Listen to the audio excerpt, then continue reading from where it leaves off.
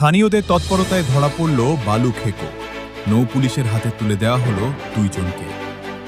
সুনামগঞ্জের ছাতক উপজেলার ইছামতি নদীতে অবৈধ বালু উত্তোলনের সময় স্থানীয় জনতার তৎপরতায় দুই ব্যক্তি আটক হয়েছেন।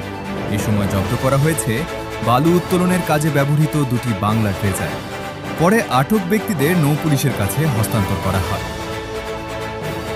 ২১ জুলাই ২০২৬ রাত প্রায় ৮টা ৪০ ছাতক উপজেলার ১ নম্বর ইসলামপুর ইউনিয়নের ২ নম্বর ওয়ার্ডের দারগাখালী গ্রামে ফজর আলীর বসতবাড়ির নিকট ইছামতি নদীর তীরে এ ঘটনা ঘটে।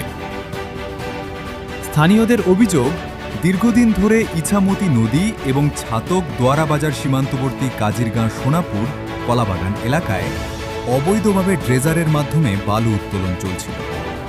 এতে নদীর স্বাভাবিক প্রবাহ ব্যাহত হওয়ার পাশাপাশি নদীতীর ও পরিবেশের ক্ষতি হচ্ছে। স্থানীয় সূত্র জানায়, মঙ্গলবার দিবা গত রাতে পুনরায় বালু উত্তোলন শুরু হলে এক ব্যক্তি ছাতক নৌপুলিশ ফাঁড়িতে খবর দেন। তবে নৌপুলিশ ঘটনাস্থলে পৌঁছানোর আগেই এলাকাবাসী একত্রিত হয়ে দুটি বাংলা ড্রেজার সহ দুই ব্যক্তিকে আটক করে। পরে ছাতক নৌপুলিশ ঘটনাস্থলে গিয়ে আটক ব্যক্তিদের নিজেদের হেফাজতে নেয় এবং জব্দকৃত ড্রেজার ও বালু উত্তোলনের সরঞ্জাম জব্দ করে। ছাতক নৌপুলিশ সূত্রে জানা গেছে, এই ঘটনায় আটক ব্যক্তিদের বিরুদ্ধে নিয়মিত মামলা দায়েরের প্রক্রিয়া চলমান রয়েছে।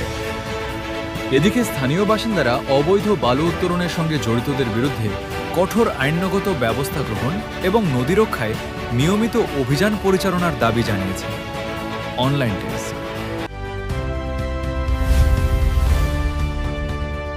আল কাউসার টিভি, সত্য প্রকাশে প্রতিশ্রুতিবদ্ধ।